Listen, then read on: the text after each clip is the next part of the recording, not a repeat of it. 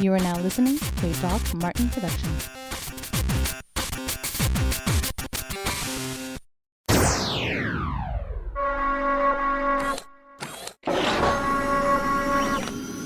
Get those nerds! Frackin' nerds!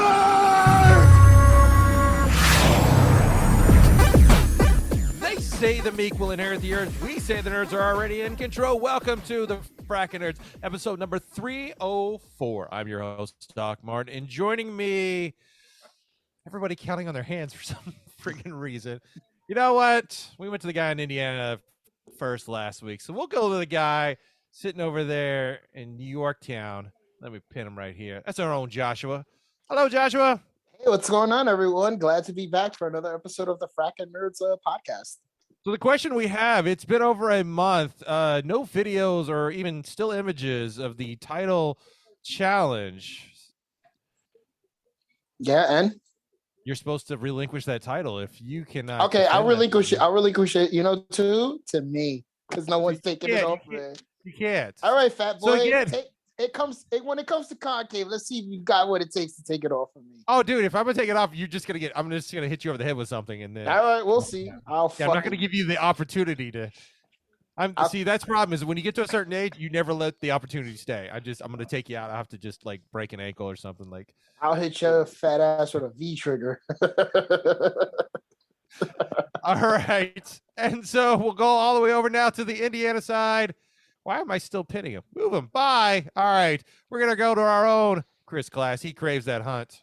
I do crave that hunt. And I just busted out a new video not that long ago for the first time in a while. And Joshua, why you got to be so mean? This my buddy right here. He's been down and out. And you're over here like twice you hit him with a fat joke, man. Come on, man.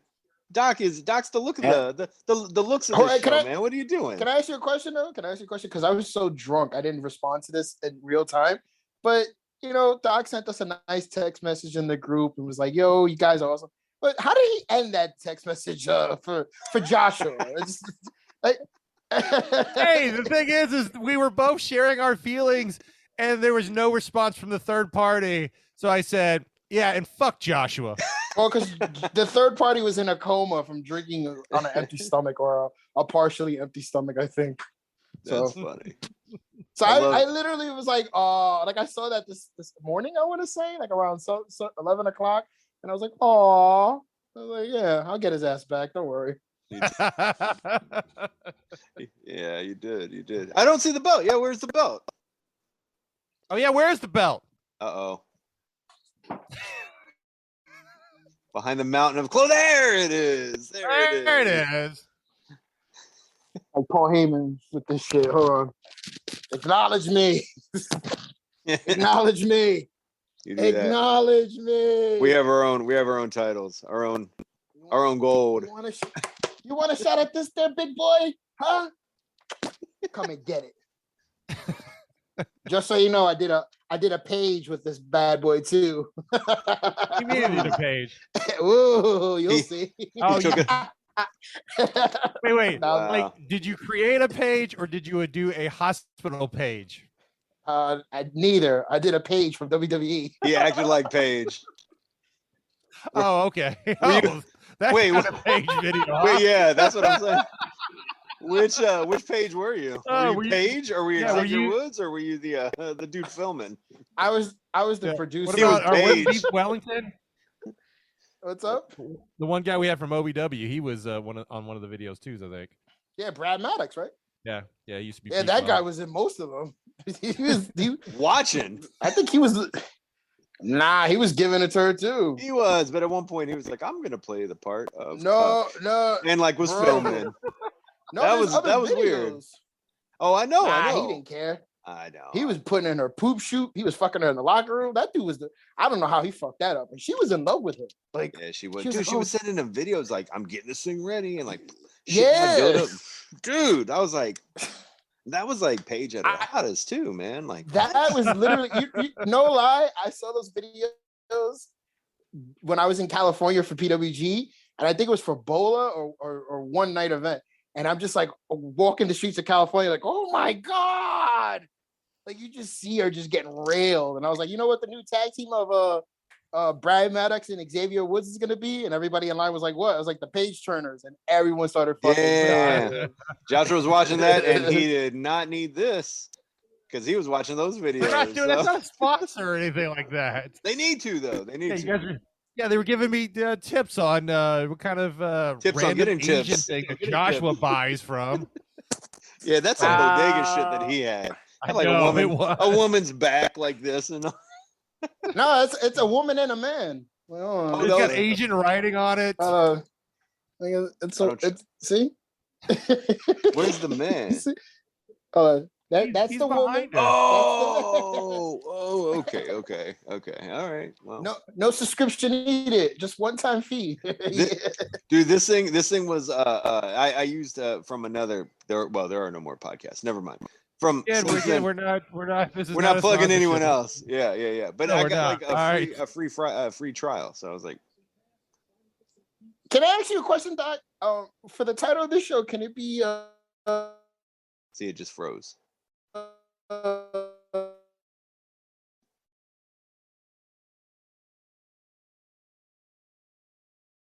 What happened? Dick pills, but you could like blur up, like you could dick. Okay, I'll do that.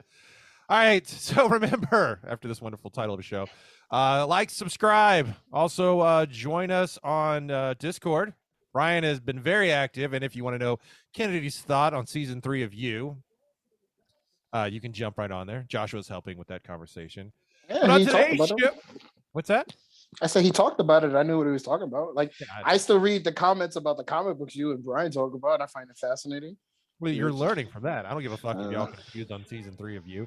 But we need to tell. Show, hold on, time out. We need Jason to be on the Discord in the crypto section because I know he is like Mr. God, you gotta jump on this now.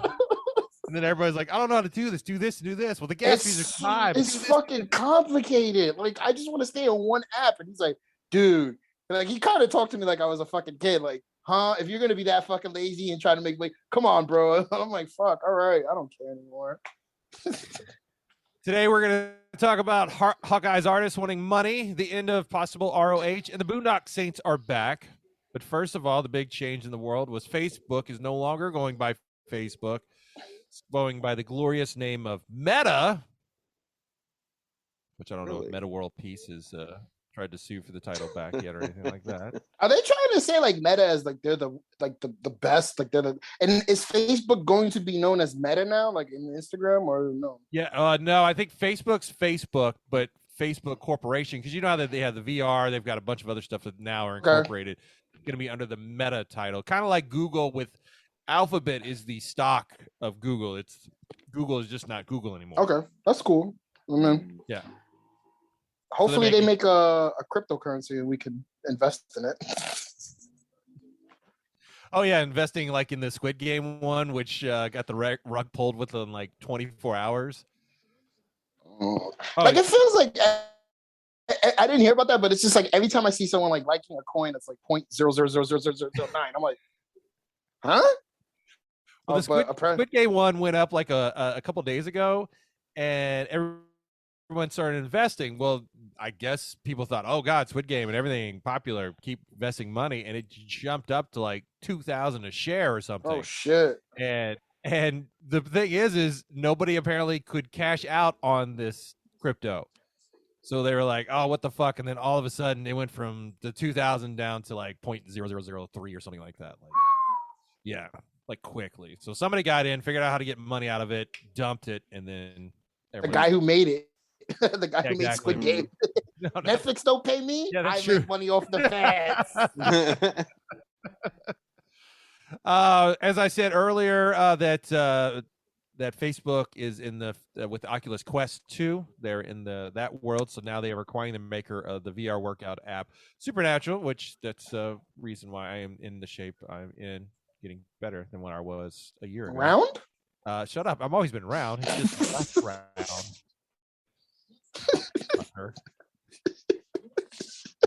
Fat jokes are easy. Joshua's the epitome of health. Making fun of somebody's mental health takes a couple minutes to copy photos and edit them and sending them out to the our little chat program. Yes. So no, Supernatural. If you never played on the VR, I would tell you it fucking tells stories of me working out in this area right here, naked. Ah, fuck! This He took VR it. I was about to headset. go naked. This dong Naked. flapping. Yeah. Well, I mean, because it's like there's nobody here. Now I lock the door every time I do the VR workout for other reasons. But no, I lock the door just because you don't know if anybody's going to just randomly walk into the room, and you definitely don't want to be completely naked. Why are you naked working out, Doc? Because what I do is then go straight to the shower and wash off. What did you work out more when you take off your clothes after a workout? How is that a workout? It's just pulling the sweaty Excuse shirt me. and We have a nurse here, nurse person, practitioner, right? That's still burning calories when you do something like taking off your clothes, like a shirt. I mean, socks, any right? kind of movement is burning calories, but it's There you like, why naked? Dude, I just think about that. Like sometimes when I'm on the ground and I'm doing crunches or I'm doing anything like that, like every I'm now not and then it's on like the ground doing I crunches fart. or anything like that. I'm standing up because I'm in a room by myself. So it's just like I just throw on the headsets because normally I just either it's an undershirt I'm wearing and either just underwear and socks for gripability, and then it's playing the game. Supernatural. I don't blame him because like during COVID, when I was quarantined with my grandmother, I was doing like bullshit exercises in my underwear. So I don't Sometimes it's blame like him. I don't want to get something dirty when all I'm gonna do is just go straight to the shower and take a shower. Well, that's why I would work out after I got up in the morning, like in the afternoon. I got up with the clothes I went to sleep with. I'll just work out in that underwear and then I'll just take a shower and that's it. There you go. But I understand what you. I kind of when you told me that I was like, that's weird. Interesting. Whatever. I know. Hey, I'm happy you're Get those working out, buddy. juices flowing. Flap it out. Yeah, they just recently added boxing, and I tell you that blew my I'm good with the high intensity of the normal Supernatural workouts. Like if I play low or even medium, I'm like, this is too fucking slow for me.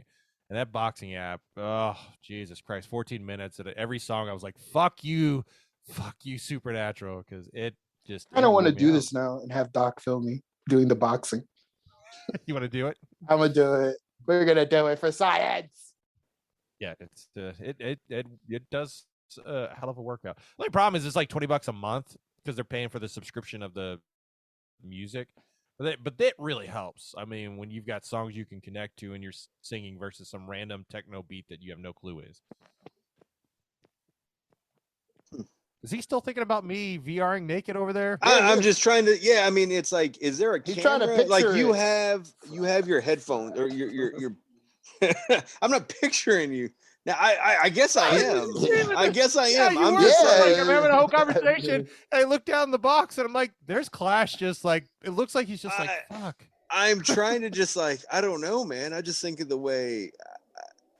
I don't know. I sweat a lot when I work out. And to get it all over my carpet and all that, I'd rather my carpet. Doc's getting on his carpet anyway. Hey, Doc gets it on his carpet if you don't shave and use a man groomer, which that could be a sponsor for the show too.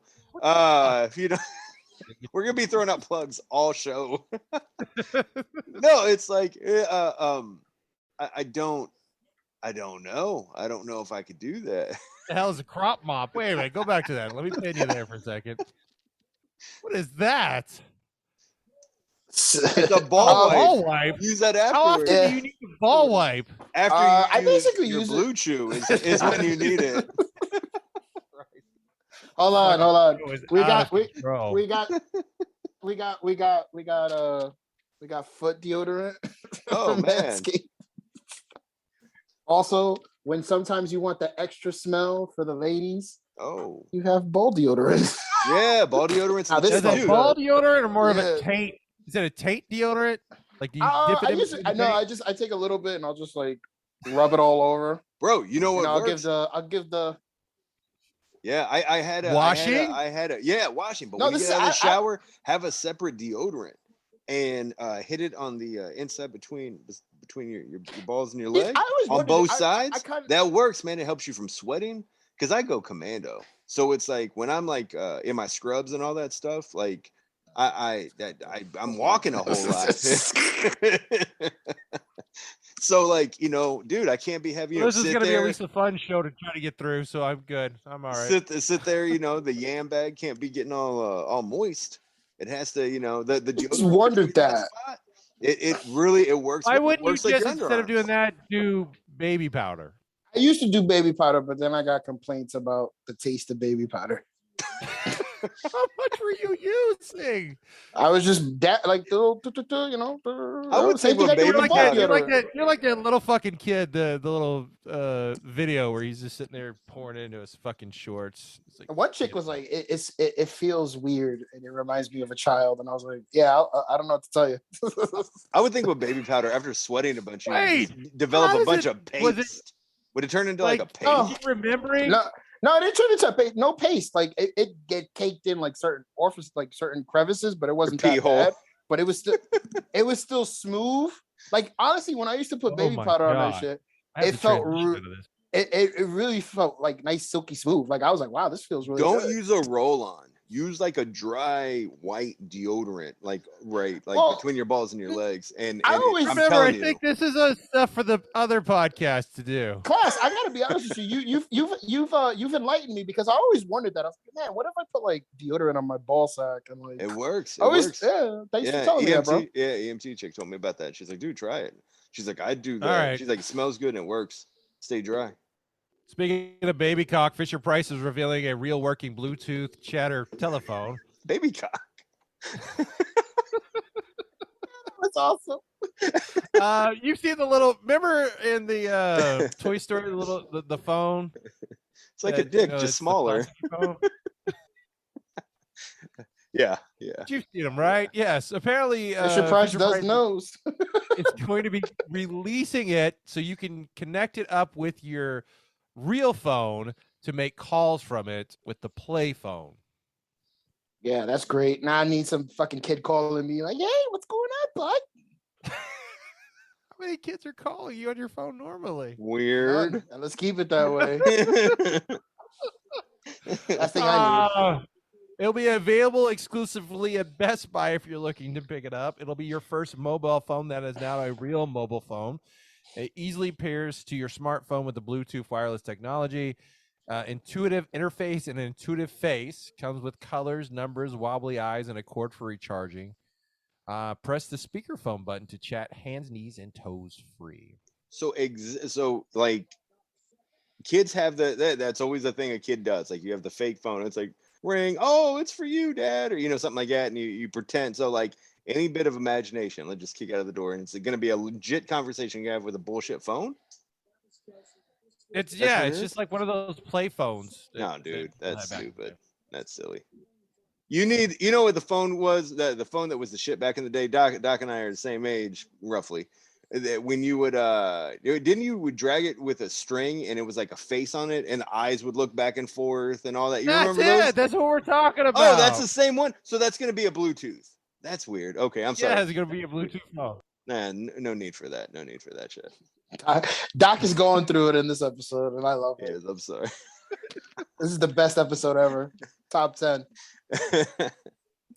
In movie news, Jake Gyllenhaal is going to star in Sam Hargrave's adaptation of Prophet, the comic book. We most recently saw him in the comic book movie Spider-Man Far From Home. And I think he's going to be helping to produce and star in this film. Did you read Prophet back in the day? Hargrave, no, I did not. Okay. So he had some really wild hair.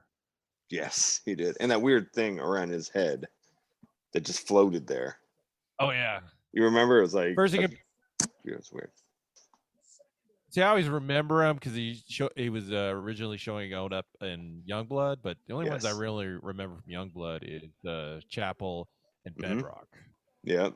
I had those dudes. There was the Arrow guy. What was his name? Chapel Bedrock. Grifter?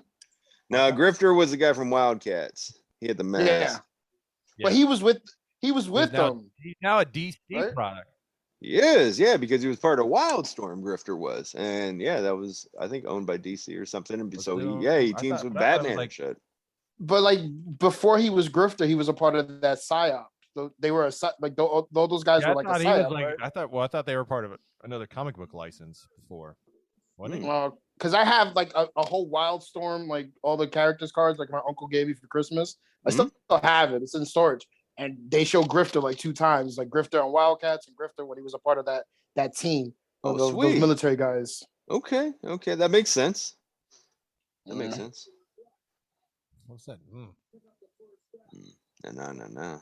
Apparently, June 11th is when they actually brought Grifter into the DC universe. Okay. I guess it was just a kind of a standalone comic book run. All right. Cool. Wildcats. We're heroes, not zeros. The Boondock Saints are coming back. Norman Reedus, Sean Patrick, because he ain't doing anything. As my friend said, that blonde guy looks really rough. I don't think he should be in the show or the movie. And director Troy Duffy is going to reunite for the 3rd film. I wonder if Willem Dafoe's going to be it again. Like he's still being hunted down. Well, yeah, right? Because like he was in the 2nd one at the very end because they thought he died, but he was still alive. So hopefully he's in part 3. Let's see if this is a new installment of the saga of the fraternal twin Irish brothers who go on a vigilante trek that starts. Did they start? It starts after they dispatched the 2 Russian mobsters in self-defense. Is that what happened in the first one? I can't remember. In the first one, they just like something happened where they were like that they were beefing with like a Russian mobster. But okay. I think they decided to get back at him because something happened, or they just were tired of not doing anything. Because they were losers. They were just like 2 fucking like meat butcher guys, right? So yeah, that's what I thought. Yeah.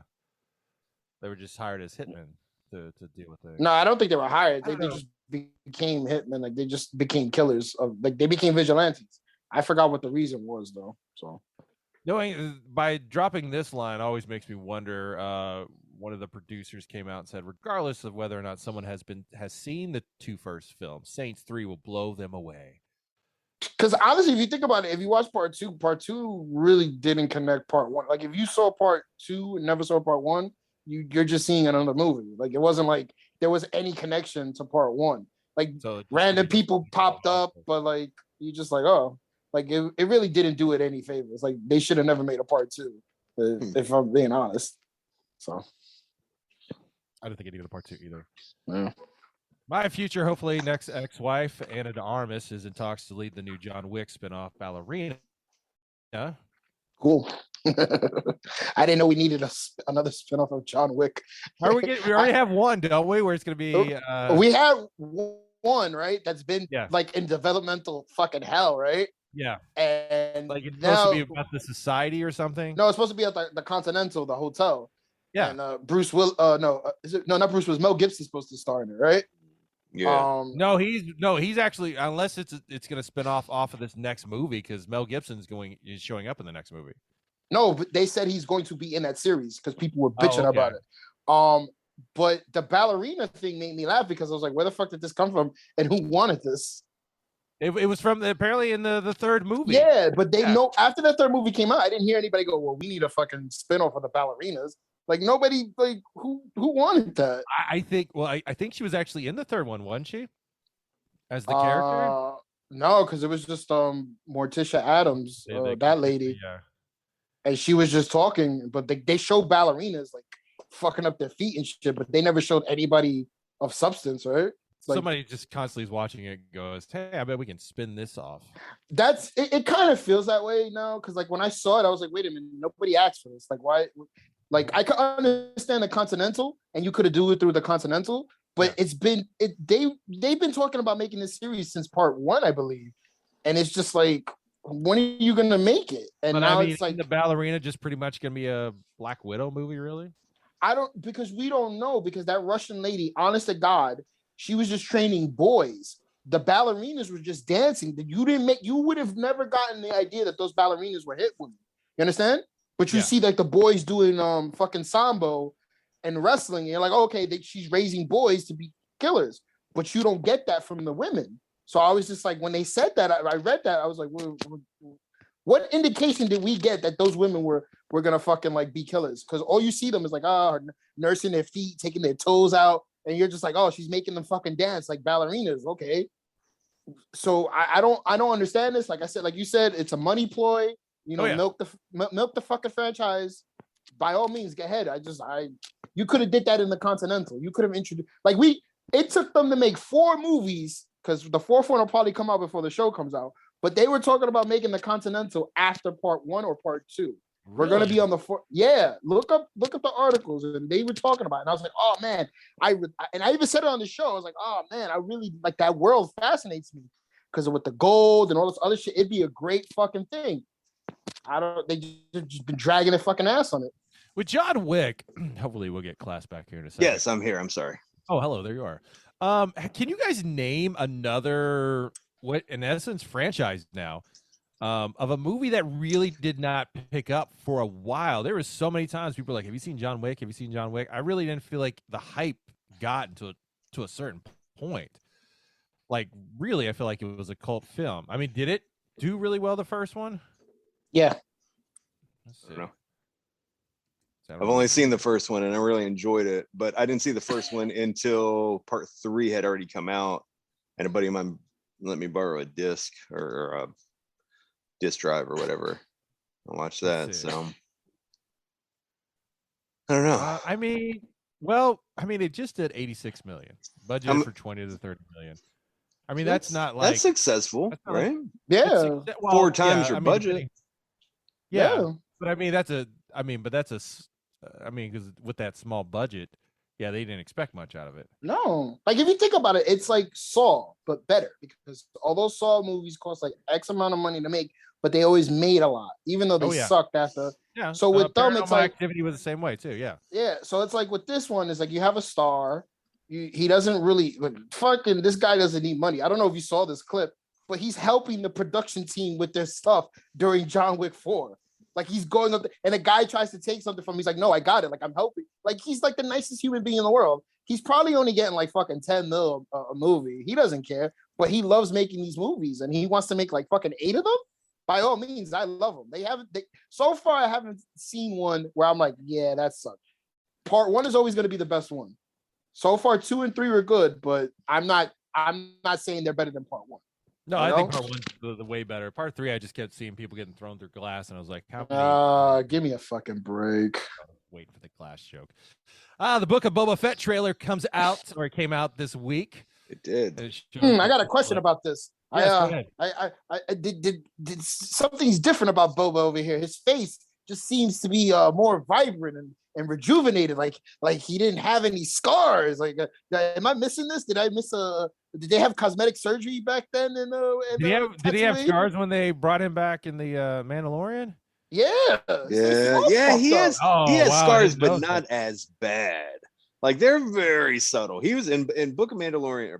In Mandalorian, he was. Well, it is the Book of the Mandalorian. I think it is. The overall run. I think okay. It's his face was pretty fucked up. It looks a little cleaner. It looks like he actually trimmed down too. Yeah. It looks like they had that skirt on him, like in Boba Fett. In Mandalorian, he was probably like, "Fuck, I gotta do some like crunches, naked." No, he's like, I didn't know they were gonna make a TV series about me, those bastards. Yeah, fuck, I better make sure I'm up to snuff. He put on fucking Oculus naked boxing, and he looks like he's in shape. Lightsaber. Now, couldn't he got sent to one of those was it botanic or whatever, those tubes that they repaired Luke with? Like that's what they were talking. Did you see the spoilers, or not the spoilers, the possible Easter eggs where it shows Boba Fett and he's about to put on his helmet and there's this like tube thing in the back, and they were saying maybe he sleeps in that to keep himself safe because of assassinations. Maybe it's something to help him, similar to the thing Luke was in that heals him. So that could be an explanation for it. Yeah. I mean that's cool because like I told my uncle, I was like, hey, look, the trailer came out, and he's like, yeah, like I hope they don't he doesn't lose the mystique. And I was like, yeah, every time he takes the fucking helmet off, it loses mystique. And he's like, yeah, but his face is all fucked up. And I'm like, yeah, when the fuck did it heal? And he goes, I don't know, maybe being in the desert for so long. I'm like, no. But I feel like for your complexion is the desert. I feel like this is a mafia type show. I got the vibe from the trailer. It feels like mafia. It seems like they're all fighting for control of Jabba's. Mm-hmm. Well, it seemed like he just laid the law down because, like, at that very end, he's like, before Jabba would have killed you, I would rather rule with Community or some shit like that. And I'm like, this seems like a mob. Because I remember Favreau was saying, like, I wanted to make like a Sopranos type Star Wars show. What better way than fucking having it with Boba Fett being like the head capo, you know? So and they were comparing that. They were comparing. Yeah, hopefully. But they were comparing that speech where he was saying, like, I want to if you say your piece with, whatever he was saying, like, and Boba Fett would have Jabba would have had you eaten or whatever. They were comparing that to the speech that Oranishi was said in Kill Bill after she like chopped that dude's head off. It's saying basically, like, go ahead, speak your mind, and go ahead and feel free to question me, but watch yourself. But after this point, point. Watch yourself, because you might get got.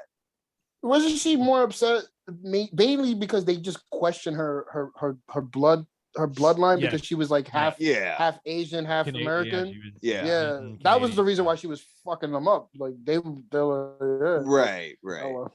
But yeah, I'm interested in the show.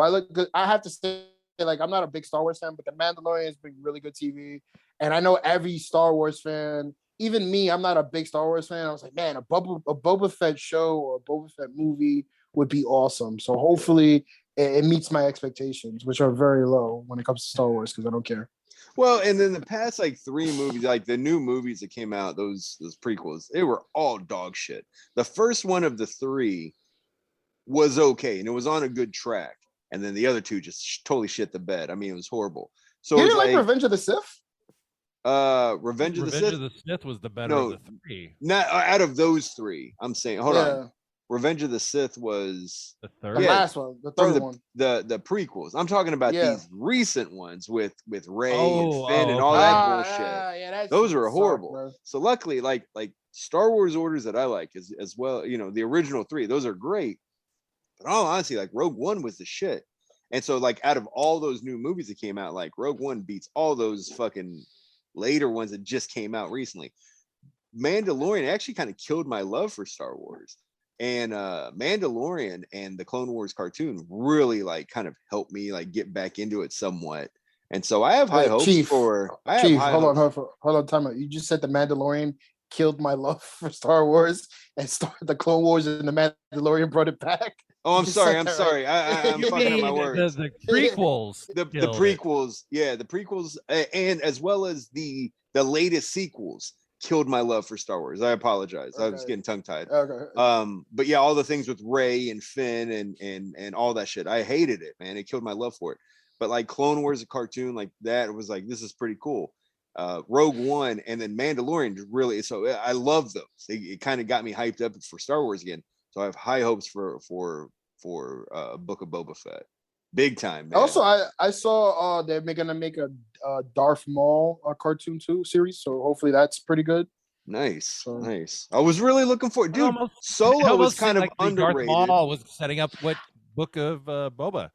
I didn't have a problem with the Solo movie, but like my uncle was like, because he's a Star Wars nerd, and he was telling me like, so you mean to tell me Hans was the one that started the rebellion? And I'm like, I don't fucking know, but I thought it was a good action. It was a really good movie, and that it could have led to something, but I guess it didn't make enough money. But I really would have liked to see how it progressed. But oh well.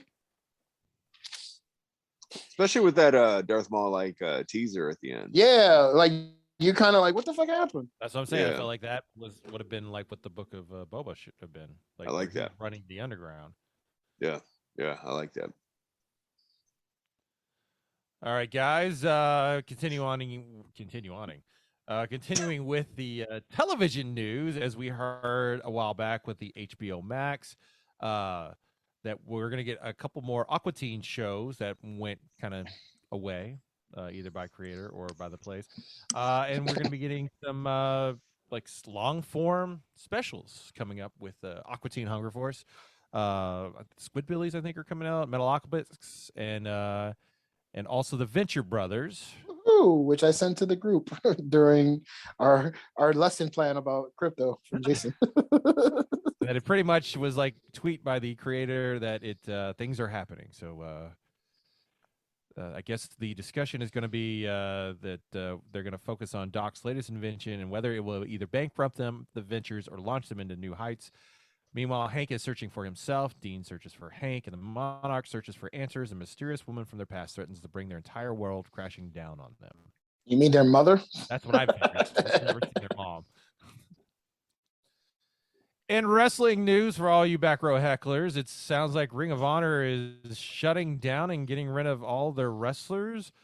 Not sure if this means they're completely shutting down or if they're going to just go and rebrand, kind of like doing in the comic book world where we're going to start all new, which I don't know if they would come up with new characters. I'm Manhausen. I'm Jay Crisco, and this is my brother, Mark Crisco. Jake and I'm Mike Jay Crisco. Like, what do you think is going to happen? Are they going to just honestly, rebrand it and still kind of keep the same thing? Well, the theory is they're done. They say they're gonna like try to reevaluate and stuff like that, but rumors are they already like put feelers out there for anybody who wants to buy their entire media library. Yeah, and that's usually not a good thing. That starts from 2011, I believe. I think everything from before to 2011 are a property of something else, and that's already gone. I don't know. I don't think that's part of Sinclair Broadcasting or whatever that thing, Sinclair that owns it. So yeah, they're throwing that apparently AEW is wanting to buy that library to do a kind of compete with a WWE 24/7 or whatever the network is called. Yeah, Right. and I feel like that's a smart move on AEW's part. There were rumors that one of the guys I follow on Twitter said AEW was trying to buy like a local indie. And I was explaining to my friend, I was like, I think they're doing that so they can have content for a streaming service, so they can have a streaming service for their fans on top of that. Because if you look at WWE and you look at most of these other streaming sites, they have multiple promotions. So it's like you want to have certain things to be on there. And if you can get people to pay $10 a month for like 2-3 things, because they don't have enough content compared to how the WWE was giving away the pay-per-views. They had their back library. They had bought WCW. They had OVW from where I was from. I don't know. Have they even started running any of those, or do they just use it for editing promos? What? Like, have they actually aired OVW episodes, or? I don't know if they air OVW episodes, but they do like Evolve. They show old shows on the network. They have Evolve. They have like WXW. Yeah, they had all that. From Progress. And similar to OVW, Doc, like you were saying. But they don't. Go ahead, buddy. There's no OVW on the network. They don't have anything. I mean, they'll have like stuff from like in a special, but they don't have like actual OVW programming, like 1 hour shows like that. Which I'm surprised because they bought like 10 years worth of library from them. Yeah. I guess they don't use it because they don't show those matches. They'll show like say like this is what they did with Kenny Omega. Kenny Omega was blowing up in AEW, so they decided to go, hey, Kenny Omega was on OVW. Look at this promo he made. So. Well, and another thing that what they're talking about doing with AEW potentially buying Ring of Honor, is have them continuing to run shows and it be a farm system similar to the way OVW was for WWE, kind of the way NXT was or is. It's its own brand, but like a farm system for AEW. Whereas like Cody Rhodes School was kind of that. There's a couple shows on YouTube you could see where it's like some of these people's very first matches on TV, just to work in front of a crowd, work in front of a TV, OVW style.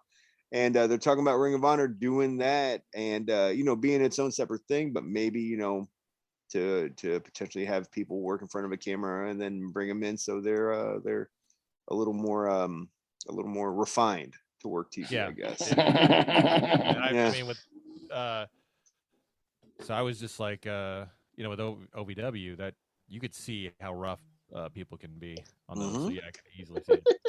But it's nice to find, like, to be able to see someone and be like, oh, this kid, this Ken Doan took 40 times to cut a promo, but but like you'll watch someone like a Ken Doan that you're like, this dude could be really good, and like, or like, that's a bad example, Ken Doan, like, because he just kind of came and went, but like Randy Orton or Brock Lesnar, like, this dude's fucking impressive, and next thing you know, he's like, the biggest fucking name in wrestling. So Randy Orton, like is similar like that. They should do something like you know how they do like the Last Dance with like Jordan and the Bulls. I feel like they should do Mhm. something like that with John Cena or Brock Lesnar. Like you show them in OVW how they progressed and what they did and stuff like that. That'd be pretty cool, right? That would be cool. Well, But you could also see Cena's would someone. be great because he was the prototype, so he would come in like a fucking robot and stuff. Yeah. I seen one promo he did as the prototype, and I was like, "What the fuck is this?" He's like, "I am the prototype.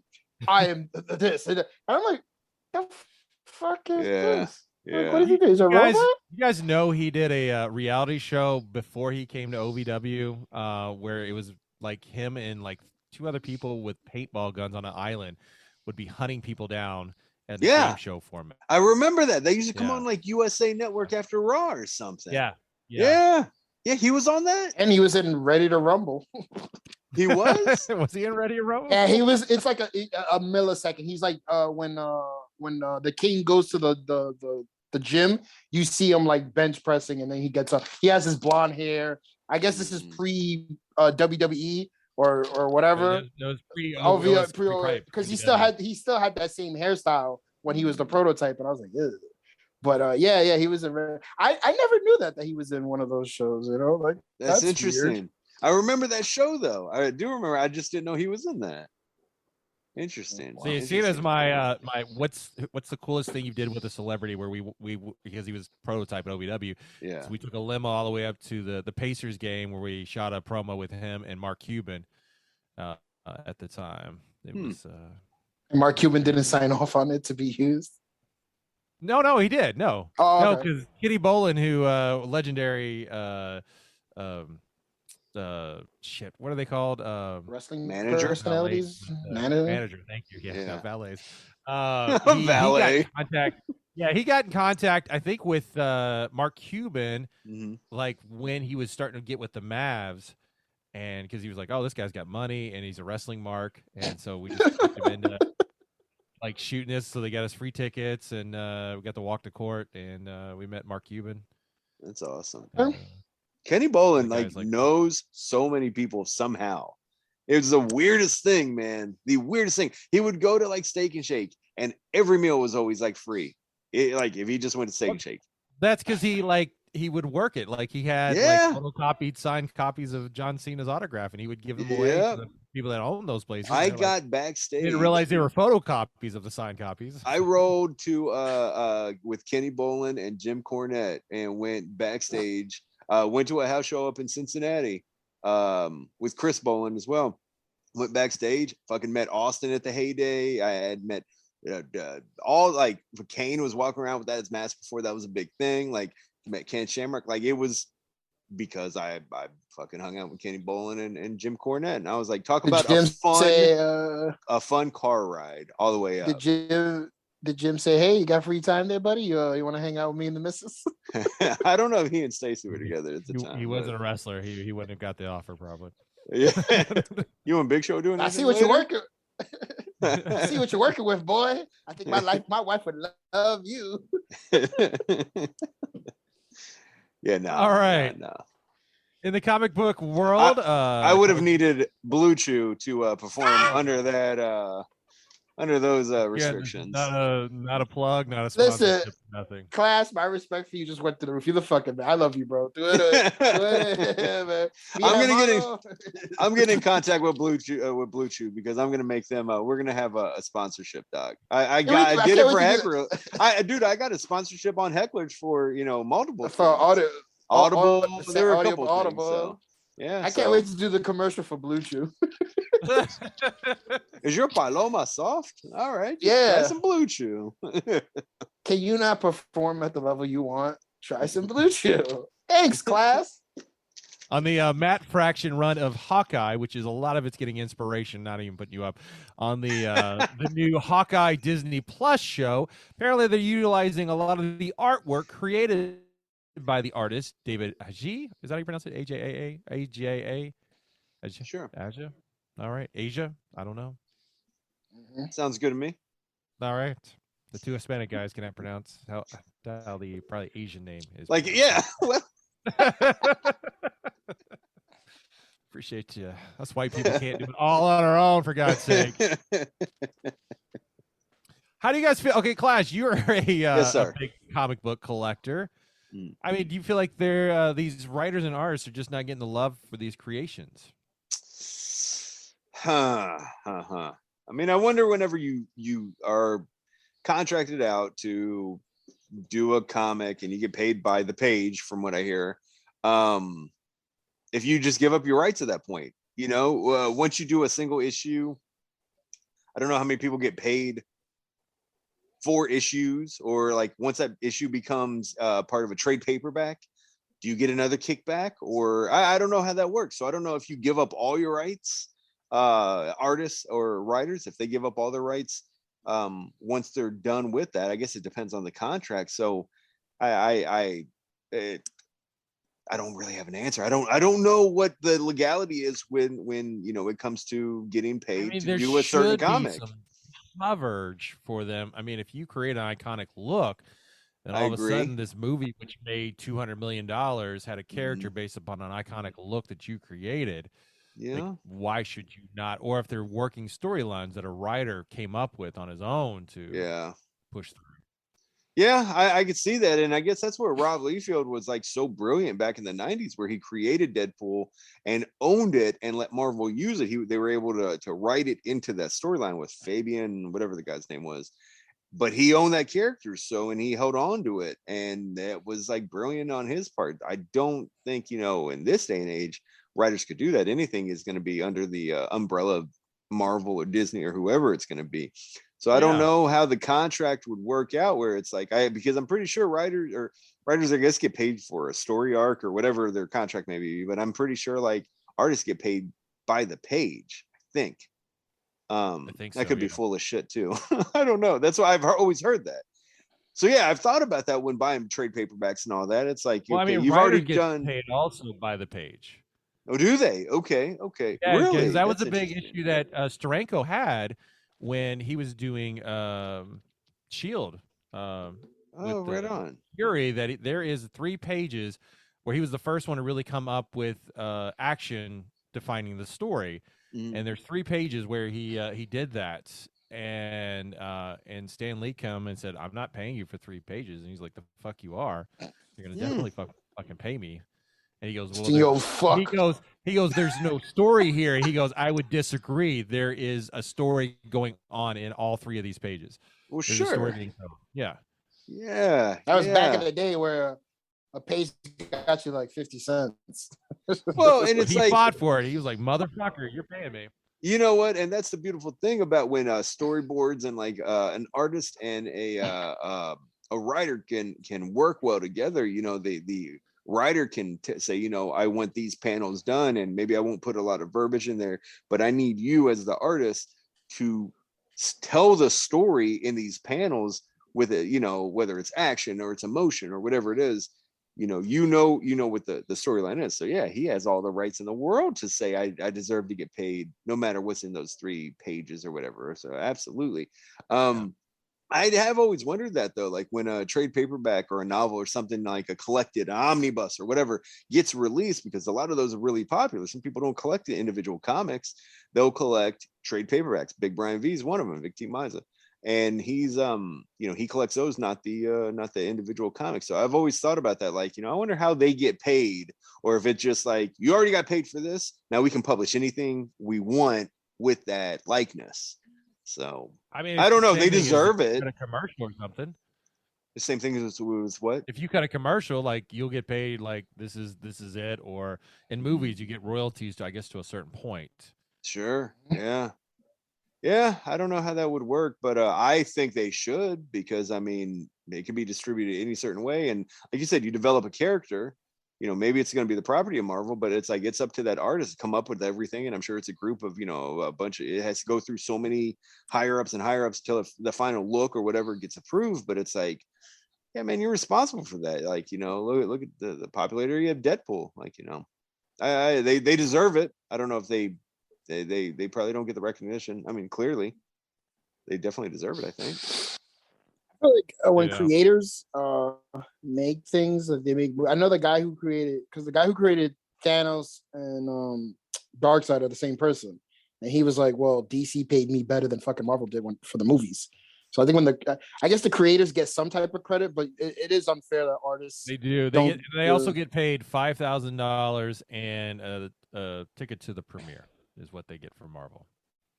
Really? Who said that? That was the guys who made Winter Soldier. Yeah. Yes, that was. He was like that. He had to call Sebastian Stan, and he was like, "They're not letting us in the premiere," and Sebastian Stan had to get them. I thought that was messed up. But hey, if you ever do something with what's the gentleman's name who did Watchmen and the League of Extraordinary Gentlemen, David Alan Moore. Alan Moore. Alan Moore always tells them, "Don't whatever you're gonna pay me, just pay the artist." So David Gibbons got like 2 checks for V for Vendetta. Whoever did Watchmen was the illustrator, got 2 checks. Whoever did he tells them, "I don't care, don't pay me. Whatever you want to give me, give it to the illustrator because they deserve it." And the illustrators get paid because of Alan Moore. So that's nice. So I don't know what the rule is. Like when they make a movie, it seems like the illustrators and the person who created or wrote the story gets broke off. I feel like if they do that with the movies, they should do it with the TV shows then. So this gentleman might have a valid point with the Hawkeye series. Oh yeah. You should definitely take especially if it's using his art. 100%. I mean, it wasn't using his art. The logo. But it was the inspiration of the logo, like the arrow. Remember, like the fraction run. Yes, they had sir. that look. Yeah. So that but man, it's like with Netflix. It makes me laugh when people complain about like, oh, well, Netflix doesn't pay me. Well, they paid you one sum. That's it. Mm-hmm. Whatever they get from that thing they bought from you, you can't get mad at. It's unfair. Right. It sucks, but they should Squid Game guy. And I like that the Squid Game guy is not bitching about it. Not like the lady from Bridgerton or the other guy that he's like, oh yeah, I would love to be rolling in it, but they don't pay me. And I'm like, well, what do you expect? They don't run commercials. They subscriptions are their only income. Yep. Like, because the day fucking commercials come to Netflix, it's gonna be an uproar on that motherfucker. I mean, where you're gonna get your money is follow-ups to it. It's either exclusive first looks or something like that. Squid Game. I mean, honestly, I wouldn't blame Netflix if they did that. Like, hey, we have this new series, but you got to pay. If you want premiere access like Disney, pay for it. And I wouldn't mind it. I wouldn't care. But it's just something that helps the people that fucking promote that shit and they create it.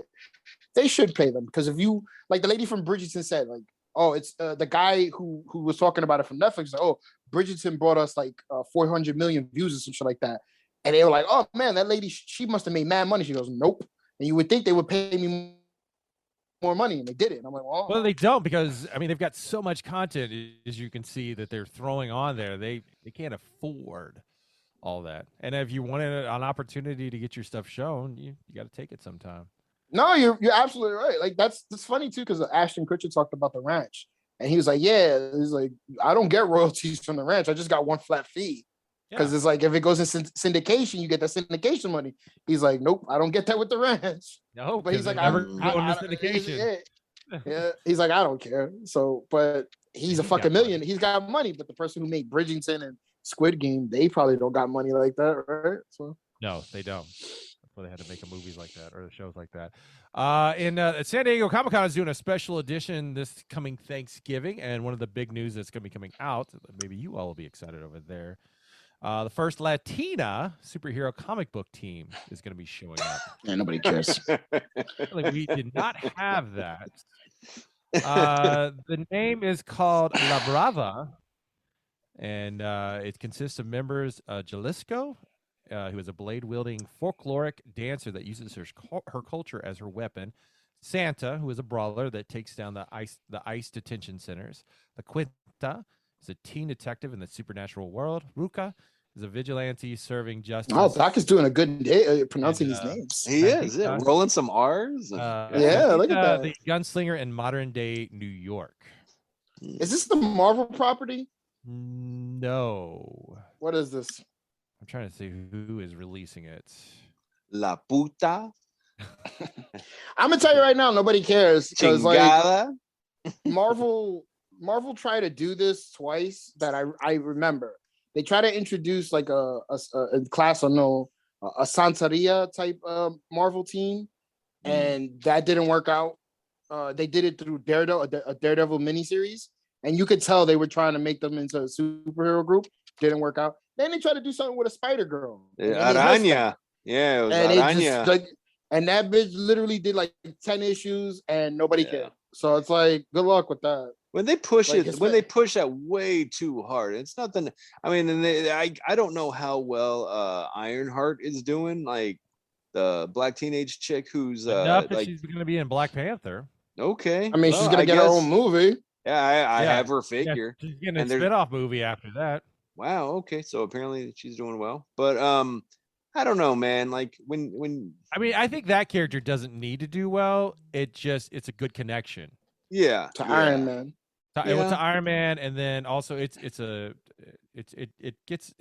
clicks a box for like young African American girls to watch. Sure. Yeah. And I see them doing the same thing with this, like, Hispanic team. I could see that. They want to walk back on her so quickly. Yeah, no, that's the funny part.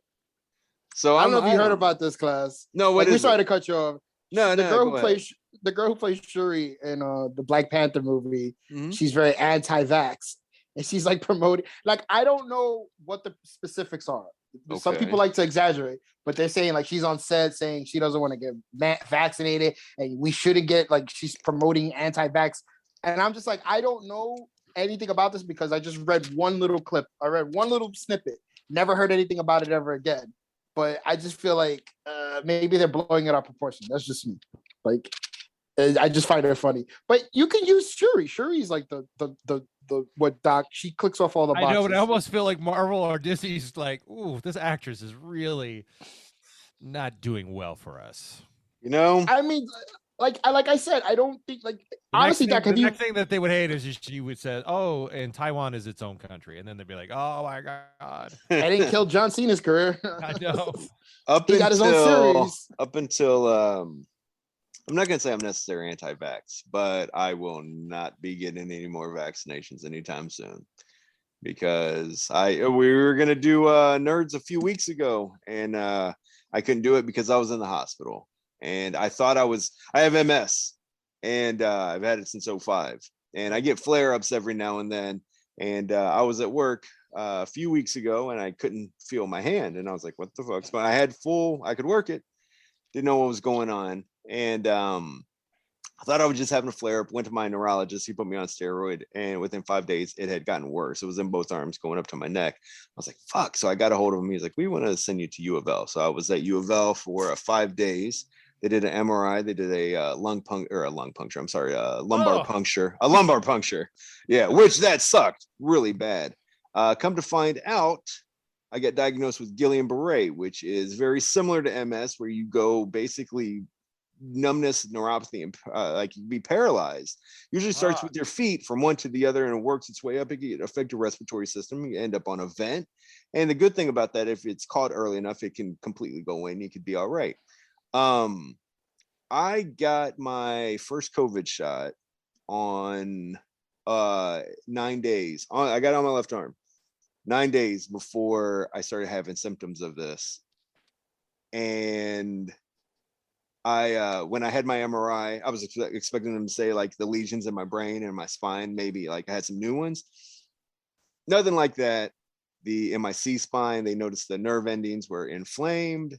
Very similar to Guillain-Barré, and my study is being sent off to look at that because there are correlations with the Johnson & Johnson and the Moderna vaccinations causing and being contraindicated with Guillain-Barré.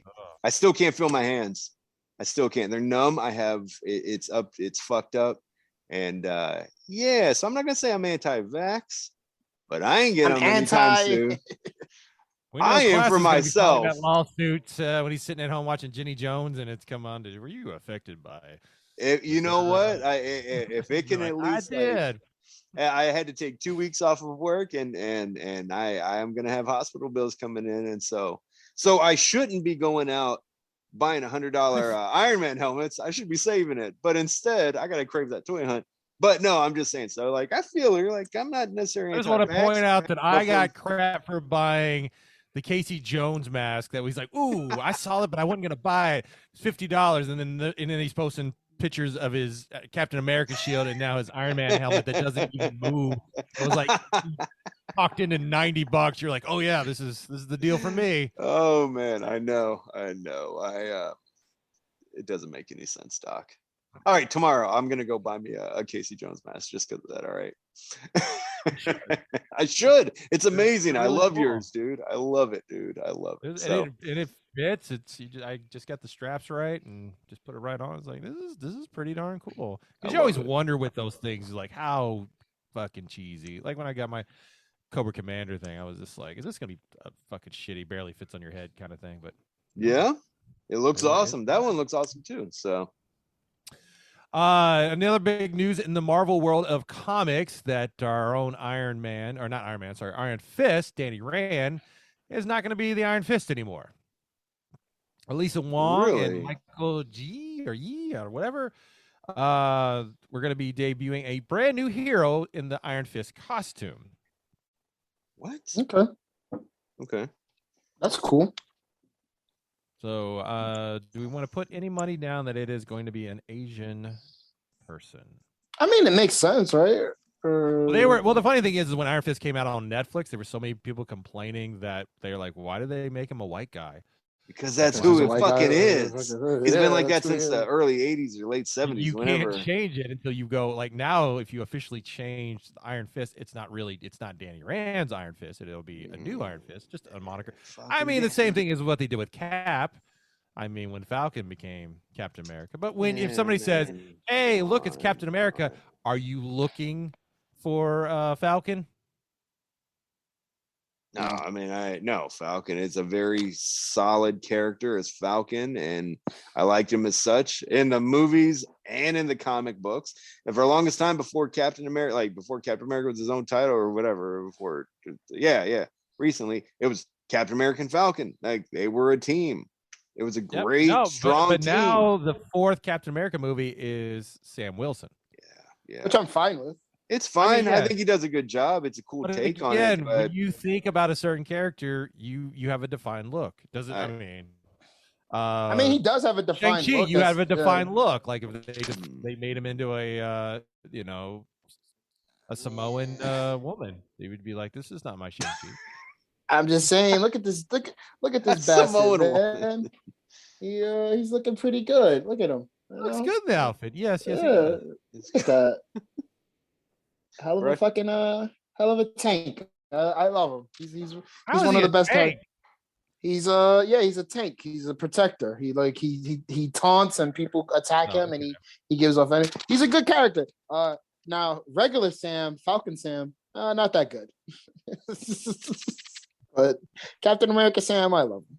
So in our Discord channel. Oh, sorry. I just feel like you know what? If they're gonna make the new Iron Fist Asian, good. More power to them. It's a new character. You can't get mad. So no, you can't. There's no reason. Now is Danny Rand dead in the comics, or did the Iron Fist powers leave him? I don't know. There's somebody get Brian V on the line. We got to call him right now. He's in the. It'll be coming after. Okay, as previous because Danny Rand's giving up the mantle and the Iron Fist Heart of the Dragon, and now a new 5-issue miniseries. And then a new hero will take its place. All right. Throwing away like a year from now, I get a new Iron Fist on my Marvel Strike Force that I'll pay like $50 for. Speaking of Big Brian V. Little known fact, just real quick. Speaking of Iron Fist, Power Man and Iron Fist was, I think, issue 94. It was the very first comic I ever owned. Very first comic I ever bought on my own. So I have a special place in my heart of Power Man and Iron Fist. I love both those guys. Luke Cage, whatever you want to call them. Love those guys. And for them to change that up, it kind of sucks, man. I really like Danny Rand as Iron Fist. I feel the same way about Daredevil because Daredevil was the first comic book I bought. I actually bought the Frank Miller Man Without Fear series, and I had it. I had 1 through 5 until a teacher collected them one time from school because he was like, "You're not supposed to have comics." And I got back my my comics back, but I was missing one of those issues. And I don't know where that teacher stole that shit. Really? Yeah. Yeah, man. I had that when it came out. I remember my dad went to the Subway and got me some of the issues. I was like, thanks. and I had him for years. And then one day I went to school with him, and he was like, "I'll never forget it." He's like, "You can't have this, Mr. Carballo. I'll give this to you when the class is over." And he gave it back to me, and I never really looked at them. I just went home and I was like, "Wait a minute, where's issue 3? I'm missing issue 3." What? Yeah. Ah, that son of a bitch. And my mom was like, "Too bad, asshole. Nobody told you to take him to school." I mean, your Yeah. mom's right. Like, why did you take your comic books to school? What were you planning to do? I wanted to show them to my friends. You know, I thought it was cool. Like I was passing them around. It was pretty cool. But I didn't know that. Like if I were to go back in time, I'd be like, "Shut up, you idiot! Don't take these. Leave them in a box and bury them because it's gonna be worth money sometime." And because if I would have had them, I think when I went to Comic Con, the first New York Comic Con, that was the only one I ever went to.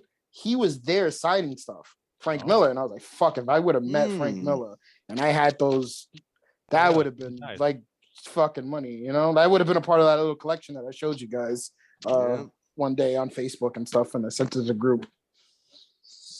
Yeah. Well, guys, as we were talking about Big Brian V, who's not really big anymore, he is really our comic book guru when you want to know what the hot comics you should be reading and picking up. He usually gives us the 411 on, like, you should be picking this up. He gave me a lot of the Robert Kirkman stuff. Like, pick it up. What was the most recent one that just got signed? Outcast. One where they, oh, not Outcast. no, one where the alternate reality. Oblivion song. Yeah. Yeah. And then the one thing I missed out on when it first ran, and I'm a huge fan of it, is the Something is Killing the Children. I would say last week, if you could still grab one of these, House of Slaughter, that is the follow-up and about this main character there. Go and snag those. So, because again, if Something Killing the Children blows up on the television series that they're expecting to make, it's gonna be like a Walking Dead kind of thing. I mean, it's already to pull because of your recommendation. I called The Great Escape, and I have them holding me that issue right there. I had them pull me that aside. So good looking out, Doc. Thank you. I went ahead and snagged like an alternative cover that was like $20. I'm like, I'm gonna put some money on this. Yeah, in case it does go up. Yeah. God, yeah, Doc, I mean, why would you spend $20 on a comic? What a waste of money, Doc. That's ridiculous. Sorry, buddy. Because I mean, with a comic, I mean, I guess I could read it, which I don't. It's just gonna stay bagged and boarded. It's never going anywhere. Just into a long box to never see the light of day ever again. Yeah. But like if you'd actually have a Something is Killing the Children #1 right now, first print, I mean, you could be pulling $200 to $400 off of that. And that's before really the series takes off. Like, oh, yes, okay. It's is it that hot right now? No. I mean, the original Something is Killing, the original series, House of Slaughter is the spinoff series. Sure. But Something is Killing the Children, it's already that much money because that's a fairly new title, isn't it? Yeah, it's about a year or so old. Yeah, I'm looking this up right now. That's yeah, it looks like shit. Some of these that are like, especially the ones that are like 9.8s. Wow, Doc, I'm gonna have to order me something. That's awesome. Is it a good story on top of everything else? Oh yeah, no, that's why I'm a huge fan of it. Like if it was a shitty story, I wouldn't fucking care. No, I'm enthralled. Like I'm waiting for every issue to come out. Or our own Brian V. Again, we're talking about hot tips in the comics, what to grab. His big one that he's talking about is a DC title coming out November 16th called Robins, which is actually going to be bringing all the original Robins together to deal with a new villain. I kind of thought one of them was dead. Like I thought she died. Like Stephanie? Yeah, didn't she like have AIDS and died? I don't know. Dick Grayson, Jason Todd, who died too. Tim Drake, Stephanie Brown, and Damian Wayne will be all teaming up to take. Yeah, she died in War Games.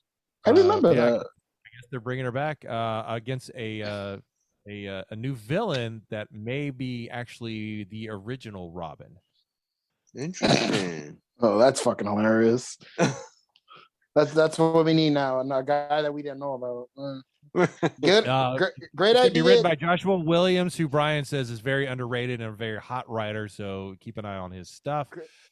He said, right now, go ahead and find it on November 16th. I mean, at worst, you're losing $5, but if it blows up like he's expecting, and he usually knows his stuff, he's very rarely off.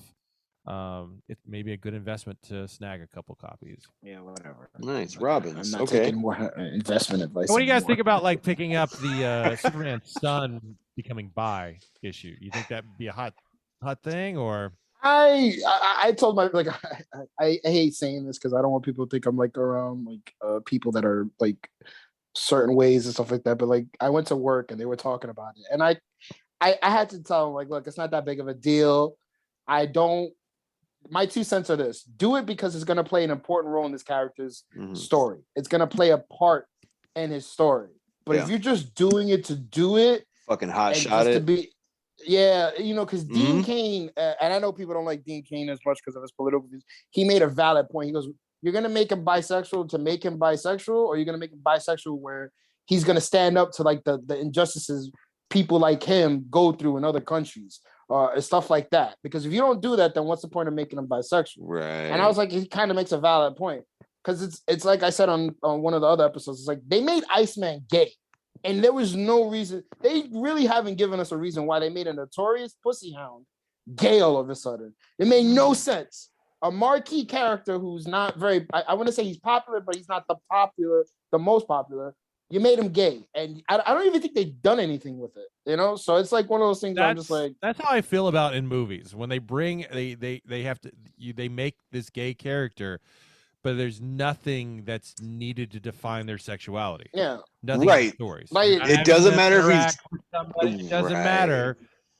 Like they're saying, well, it's inclusion. No, if you're watching a character that does not have any sexual connections to any of the story, then you make your own. If you're gay, then that guy's gay, or the lady's gay, or it's non-binary, because you don't have to force it in unless it represents something to the story. Yeah, and I just tell people, I was like, if they're doing it, if it play like it just happened, so let's see where it goes. Yeah. But if it's like, oh yeah, he's bisexual, and you never see his boyfriend, or you never see him with a girl, it's like, well, what the fuck was the point of making him like? You understand? So it's like I said with Star Trek, they made fucking Sulu, John Cho gay, like at the ending of the third one. And the original guy was like, wait a minute, I should have been the one being gay. And then like nobody knew that. That was a shocker today too.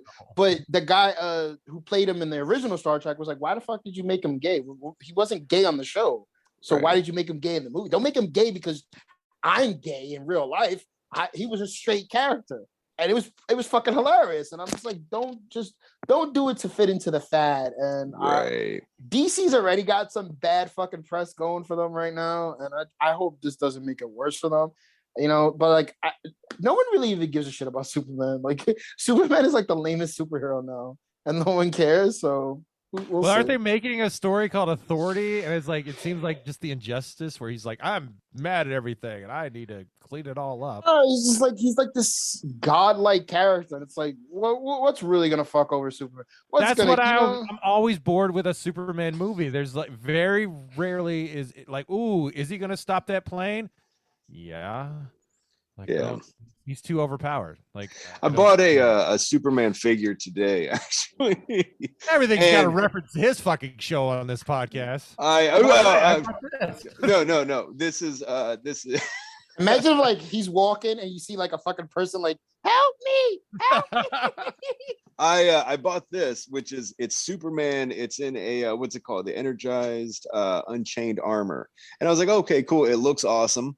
You have to watch this on YouTube to see this, but it is gold label. It's the expensive kind. Yeah, as cool as it is. I got it for $15.88. But as cool as it is, I was like, and I even do that when I'm like, this is awesome looking, but why the fuck does Superman need armor? He's Superman. And so it's that same thing where I like Superman, and I've seen some good stories, and like I always liked the John Byrne run of Man of Steel, and whenever Superman got rebranded in the 80s, but fuck, he's like so overpowered that it's like, he can't fuck with he can't fuck with magic and like certain kryptonites and but it's like for the most part, it's like you can't fuck with Superman. It's almost like he's way too much, man. So I get it. It is boring. It's very boring. That's why I'm just like, I like Batman because Batman, he's flawed. They all have to have flaws. I mean, but really, if you think about it, the Flash is probably more powerful than Superman with what he can do. That's an interesting take. Yeah. Like I said, he's a god level character, so it's like it's never. Yeah. He's never really utilized it. Yeah, it's just one of those things. Right. Like I thought like I read like some of the issues Brian Michael Bendis was doing because I'm a big Brian Michael Bendis fan, and I was just like, Jesus Christ, Brian Michael. Why don't you? Brian Michael Bendis really can't fucking like make this dude interesting, so I don't care anymore. Yeah. Yeah, I mean, He'd be a great villain. Like, someone that powerful would be a great villain because it's like, I don't know, but was it Brian Michael Bendis that wrote Injustice? Irredeemable? No, Irredeemable. No, that wasn't. That was Mark Waid, I think. Mark Waid. Yeah, Mark Waid wanted to do that character with Superman, and they were like, DC was like, nope. So he just did Irredeemable, which you know what that is, class, right? No, I don't. It's a Superman. It's a Superman character that one day was like, nah, fuck it, fuck this world, and just starts murdering everybody. And like, their kind of Justice League is trying to hide, and they're trying to figure out how they can stop him. And they have to. That's find awesome. Villains that were really big villains to kind of help. Like, what do we do? And it just like, he's so fucked up. This guy. He's just like one day, he's just like, I'm bored with this. This means nothing to me. Wow. I'm gonna have to look into that. Mark Waid, yeah. Oh, I do know what that is. Yeah, okay. I'm sorry. Yeah, I have seen that. Very, very cool. That's what I liked. What was the name of that? That's Brightburn. Was that movie about? I felt very close. Was kind of fuck, man. Like that. What a great movie, man. I was like so hyped for that movie, and I was like, "What the fuck am I watching, man?" Dude, it was cool, man, because it's like it's a good take on like. You have this kid that is just throwing temper tantrums. He's like, I could just fuck this whole place up like nothing, man. Like, I loved it. What didn't you like about it, Joshua? I thought it was gonna be a little bit more violent, and like he was really gonna go off the rails and like fuck that dude from the office. No, they were setting that up. No, like he blew out his. Yeah, like it was supposed to be like a had it gone the way it was supposed to go with that ending. Where you get introduced to the Wonder Woman and the Aquaman. Yeah. And I was like, oh, it would have been like a bad Justice. I was like, oh man, that would have been a cool universe. Yeah. But that movie just like, I was like, man, this is not what I thought it was going to be because it's like, they would do the flashbacks like when he was a kid and all this other stuff. And like, I think when he fucking like, he dropped the car and the dude was in the car, you know, and he was kind of like a little pervy shit, you know? And I was just like, come on. And like, I don't know, man. I just like I had high hopes for it. I went to go to the theaters to see, and I was like, "What the fuck is this, man?"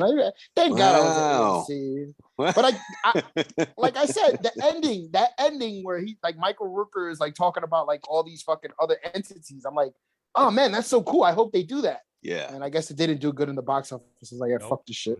Yeah. They could make. I hope Netflix makes it into a series or like Prime, Amazon Prime. That'd be dope. So yeah, it would be dope cool. because. You know, like I just hate the fact that dude really thought like a fucking indestructible kid was gonna get hurt by a fucking shotgun blast to the head.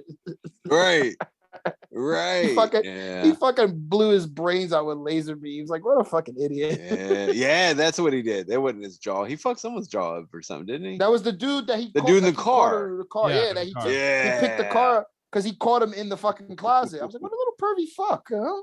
Yeah. And like they didn't like I thought they were gonna show like what he did to the lady in the restaurant, and they didn't show it. And I was like, come on, you should have fucking showed what he did to that lady.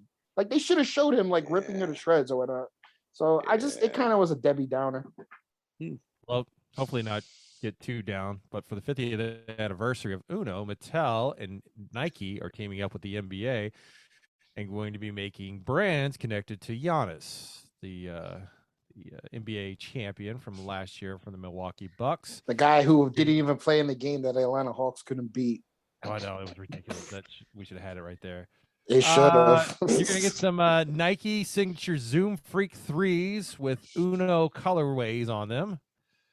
There's going to be special apparel where you get T-shirts and a Giannis branded Uno deck featuring a new rule where players can force a turnover to steal an extra discard.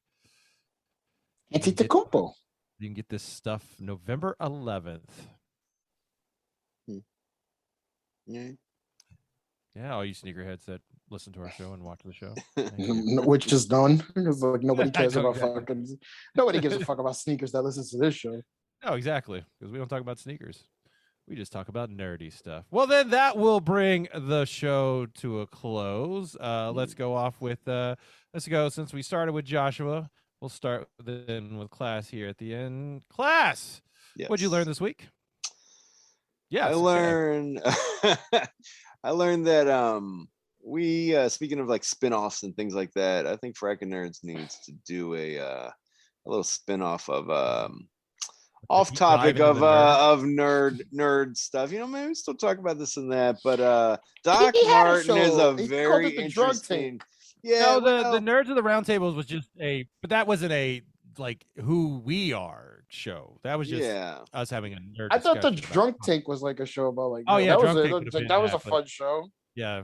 Well, I mean, yeah, Drunk Tank would have been that, but yeah, I don't have something that. like Yeah. Doc Martin's a very, very, as long as I've known you for a long time, Doc. I've always thought you were a very interesting cat, but like the more he's like an onion, and the more you peel these layers off, and you get to like it's an interesting cat. And Joshua has a lot of good stories, and you can say the same thing about Kennedy too. Kennedy's an interesting fellow. I don't Kennedy's fucking even know Kennedy, like you know, and that's Like, the thing. when- Like I would love like, to if you- like. Yeah, I think when you go to Concave, bro, you like sit down with that dude for like an hour and a half, like, and I listen. He's probably, and no offense to you guys, he's probably like the most intelligent person in the group, in my opinion. oh, I'm like, an idiot. it's like I'm you, a fucking Joshua. idiot. I'll admit it. I'm a Like, dumbass, dude. I've taken when I take those drives with him, like during like fucking anytime I'm in the car with him talking to him, I'm like, holy shit, this dude's like really fucking smart. How is that man like not at the like fucking a millionaire doing something like he's literally changed careers in the Can't be time that smart, I've known him. then. If he can't. But it's been like it's seamless and it's just like he knows his shit. Like I was like, what the fuck is he doing with computer stuff? Like he never said anything to me about computers. I was like, oh, I thought this dude was a truck driver or whatever. And he's a fucking pro with fuck. And you're not privy to this, but now due to some unfortunate circumstances, he's in charge of the computer business in which he works for. Oh, that guy passed away. Yeah, that guy did pass Oh, away. that's sad. No, that guy died. Like he didn't like. It wasn't like he suddenly died. Remember? Yeah, no, yeah, because like, he was like, hey, they may make me part owner. He just Yeah. Oh. Yeah, and the guy died. And now he's like running the store. So All it's right. like They gotta look like into Kennedy then. Yeah, like if you have like I'm telling you, class, if you hang out with that dude, you sit down, you like, man, like I'm like, fuck this dude's. Every time I hang out with him and I'm in the car with him, it's always something new. Like even now with his weight loss thing, he can tell you everything about. Like he can have a medical conversation with you about his weight loss journey, and he'll explain things, and you'll be like, holy shit, you would fucking think he's a doctor. Because he just knows everything. Like he's a yeah. No, don't have a comic book discussion with him. Yeah, he doesn't know shit about comic books, right? Even though we keep feeding him, like, hey, read this, and yeah. It's all right. I enjoy people like that have like a lot of knowledge about, or have a little bit of knowledge about a whole lot of things. Whereas Well, like I might know. Is. Yeah. This show, like each of you all have a different, unique power to what your knowledge is. Nobody's 100%. Joshua, we're not 100%. Joshua's probably the closest to can stay along with the show, but actually I had a better time with class when it was just class and I. This motherfucker, the day I'm waiting for that day. Hey, Josh, we don't need you anymore. It's been a fun ride, kid. Oh, dude. Something really, really bad has to happen for that story to. You two are, I think, like the heart and soul, and I chime in when I can. So it's like I can't do this because Doc asks so many questions about this or that or whatever, and Joshua has his finger to the pulse on like so much shit that you guys talk about. And that's why a lot of the times I'm like, I'll just sit there and I'm like, would you like a chocolate covered pretzel? Would you like a chocolate covered Doc? That's why I love Doc. See what I'm saying? So like I'll set it up and y'all knock it out. But yeah, so I've learned that I think we need to do something like in addition to this. I love nerds. And the weeks I said that earlier this week, the weeks that we don't do it, it's almost like, you know, I forget about the world. And I've had a lot of shit going on and for a while, and everyone has. Yeah, but yeah. it's man, it's I forget about the world, and I can just cut up with two really good buddies. So But I feel the same too. This show in particular is very therapeutic for me. Just what I'm having to go through right now in my life. But just being able to look forward to know I can have it. Shut the fuck up, Joshua. To be able to have a discussion. We had a good discussion before we went on the air. We've had a really good discussion but this got me completely out of my mind of not thinking about what I'm going through and having to clean up. Just makes it nice. Yeah. We can do. And then Joshua's got the creepy doll right behind his television, and I'm still trying to figure that whole thing out. That's not my I keep fucking trying to tell you. I live with an elderly woman. They do shit like that. They have Can you dolls. grab the doll for us real quick? Because I'd like. I have to go to the living room and do that. Oh, that's where the doll's at. Oh, I'm sorry. Yeah, that was in your room. No, he has the random picture of the relative. He has no idea who it is on the wall. That's what Joshua has. That's what I mean. It's like, dude, just so fascinating. Like, just I don't know. I still want to do an episode of Cribs with Joshua. I still want that. I'll try to do that sometime soon. I just have to do it. I gotta do it when she's here. So she's like, "What the fuck are you doing? Yeah? What is this? ¿Qué estás haciendo? ¿Qué estás haciendo?" Class, how can I learn more about you? Follow me on Instagram. It's at Craven the Toy Hunt. And go on YouTube. I just dropped a new video like 2 weeks ago. I'm working on a new one that should drop later this week. Craven the Toy Hunt episode 20 is out right now. 21 will be dropping this week.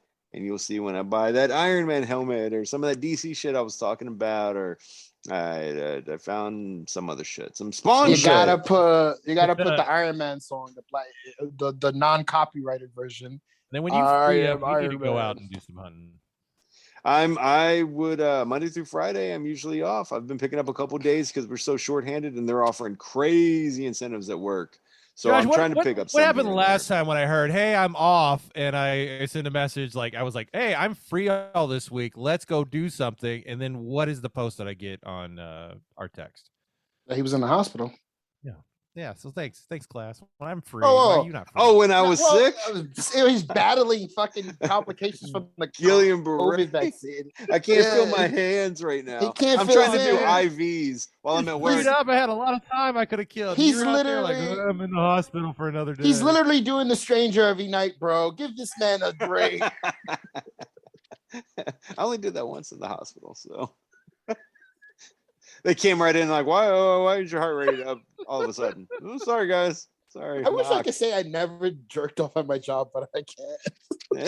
Well, I've never done it on the clock at my current I did it on the at my current job. Not in my current department, but my other department I worked at a couple of years back. One day I was, man, I'm in the mood. Let me just rub one out in the urinal. In the urinal, standing there. Yeah. At least go in a stall. Go to a stall? Nah, because like it's a single person bathroom. So it was like for the men, it was a stall and a urinal, but you could lock the door. Hey, so nobody was. You guys guess if I could do that with my anxiety? Nope. You can't do a lot of things with your anxiety. Oh yeah. If I feel like I'm getting judged, I'm like, nope. This is gonna take a lot longer than I was expecting. That's right. Right before Doc clocks in, he just needs to take a blue chew. That's the best, man. Joshua, how do we what'd you learn this week? I learned something very valuable. Those fucking movies, the horror movies from the 1980s are fucking hilariously horrible. I literally watched Hellraiser Part 1 for the first time. And fucking Pinhead isn't even in that movie for more than 20 minutes. Really? I just want to stress that. You've never seen Hellraiser, the first one? Yeah, I have. It's been a long time. Bro, literally, I did not know what this movie was about. I've watched one Hellraiser. I think it was part 3, because the one I remember was there was the guy with the CDs, and then there was a guy who had a camera in his fucking head, and one of the guys was like a club owner, and he would always give a rose to a girl, and he gets turned into one of those Cenobites and all that other shit, right? So I always thought the movie was like this demon terrorizing people. Part 1 is really not about those fucking Cenobites, bro. It's about the guy opening up the and like he's like sucking people's blood to like and fucking Pinhead is like, where is this guy? And all this other stuff. But the thing that made me laugh was there's a homeless man in this movie. You see him 3 times in the movie. One time he's staring at the girl. The next time he's eating fucking crickets. And then the third time he just gets engulfed in flames to get the box and turns into like a winged dragon and flies away. Literally, I was like, whoever saw these movies, whoever saw that one, whoever saw fucking Nightmare on Elm Street Part 1, whoever saw Nightmare on Elm Street Part 3, Dream Warriors, and thought that was scary, you need to reevaluate your life because I was laughing. Have you seen Nightmare on Elm Street 2? No. It's a huge gay metaphor. Watch it. Okay. Nightmare on Elm Street 2 is? Yeah, it's about a guy coming out and like dealing with being gay, but they don't really straight up come out and say it. And then there's a documentary that kind of breaks that down. That's saying, "Oh yeah, that was what we were." You mean like in It Chapter 2? Yeah, exactly. Yeah. It's like it was the most dumbest fucking story. I was like, "What the fuck is Bill Hader doing? How did Bill Hader say, yeah, I want to do this story? Like what the fuck? Just say you're gay. Like what is going on here?" No. Yep. Joshua, how can they learn more about you? If you want to see me post about like UFC fights and random shit that I see on TV, you can follow me on Twitter at Green Eyed Bebop. And I haven't been posting anything lately on IG, but I'll pick up my I'll step my game up on IG with the same name, Green Eyed Bebop. Hopefully I bother Doc some more on Twitter because our listeners need to know that me and Doc is a Atlanta Hawks fan. He loves Trae Young. And I am a big Luka Doncic fan because my heart's with Dallas no matter what. And me and him have this quiet rivalry it's hilarious to say the least. And I told Doc likes to rub it in, but I didn't hear anything from Doc when I told him it's weird because your team drafted my guy. I knew we drafted. I knew that was the direction they were going to do before the draft. And they decided to say, nah, we don't want him. We're going to send him to Dallas, and we'll take him. They were wanting to get Trae Young, but they were too high. So, but yeah, Dallas, no, because he was. I think he got drafted number 3. He wasn't the number 1 overall draft. No, but it was Atlanta wanted Trae, but they didn't want to. No, Dallas wanted. Remember, Dallas wanted Luka. Yeah. So Luka got drafted by Atlanta first.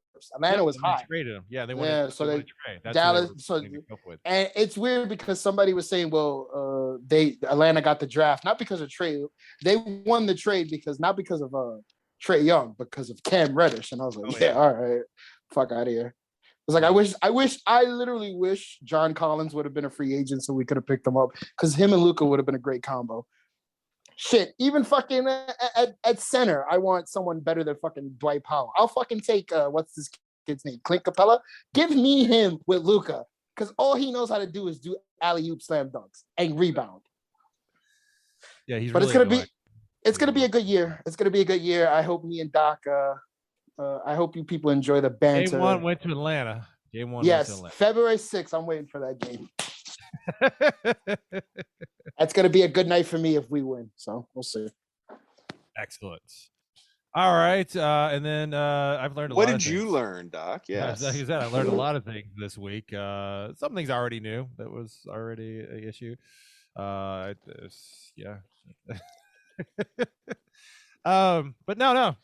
It was an interesting week to say the least. Just they didn't try to finish, you know. Yeah, that was an interesting finish at all. So there was no completion. So we move on. No, we're not talking about. What are we talking about? Oh yeah. To find more information about Frackin' Nerds, go to Instagram, go to Twitter, go to Discord, go to where else? YouTube. Watch the show on YouTube. Yes, YouTube. Yeah. Can I ask you a question? If someone joins our Discord, are you gonna like bombard them with like questions? Like if you see some random person, hey, join the Discord. Like, what are you gonna do? I'm not. I'm just gonna. I'm liking Brian getting in there with the comics and stuff, and Kennedy randomly just jumped in there with talking about you. But I think that's where we need to move all our conversations that are kind of nerdy chat to that. No, it's doing good because like Kennedy is following the instructions of talking about TV shows in the TV show section, comic book sections. We just need Jason Crow. We need Jason Crow in the crypto section. Yep. Telling us what to do. Yes. And then again, if you want to see what random GIF I will find for a tweet from Joshua, follow Doc_Martin. I am always searching for something interesting for him to post for me to follow up with and trying to find the perfect gift. Perfect gift. Every fucking day. Every time I see a notification from Twitter, I'm like, I know who the fuck this is. They could be right a minute after a tweet. They could be 15 hours after a tweet. There was one, and there was like literally, it was one time I was like, oh, he's gonna have a field day with this. And he didn't say shit, and I was like, that motherfucker. I gave him someone a silver They plug. probably didn't see it. No, he probably did. He was too busy. Also, like when I furniture. was on our Facebook Messenger and I put a picture on from a certain Atlanta quarterback's kids in a comment section, because as soon as I saw it in my brain, had that same comment, went to the message or the comments just to see if somebody third comment on there. Yes. And I was waiting for Joshua. I was just like, come on, Joshua, see it. We saw it. I saw what it meant to prior to seeing it. And I was like, I don't even think that's a big loss for the team. And somebody just decided to be hurt. That's, you know what that is? That's on par with the Reggie Bush tweet. Like, oh, I don't understand how a waiter can bring me cold food. And the guy goes, yeah, like I played a football player in fantasy football, and all he did was give me -2 yards. Some people just suck at their jobs. That's amazing. That was on par with that. That comment was on par with that comment. All right. So that will bring this show to a close. So for Joshua, let me bring you up here real quick there, Joshua. Joshua, all the way over on the East Coast, and then our own He Craves That Hunt. It's our own Chris Class over on the Indiana side. This is Doc Martin saying, have a fracking good week.